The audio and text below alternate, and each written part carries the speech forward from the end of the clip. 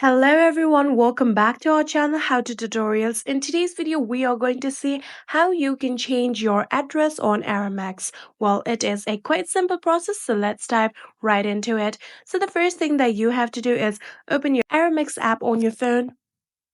So after opening your Aramex app, what you're going to do is tap on the My Account icon that you can see in the navigation bar on the bottom right corner right here. So after tapping on it here, you will be able to see the option of addresses right here. Tap on it.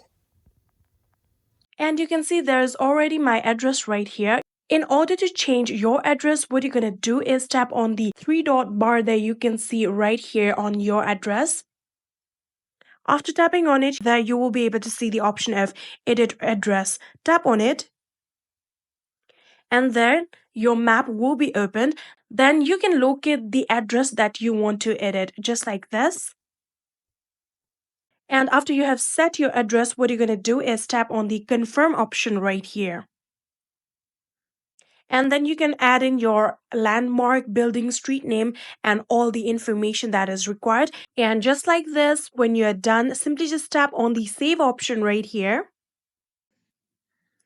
And you can see your address has been changed.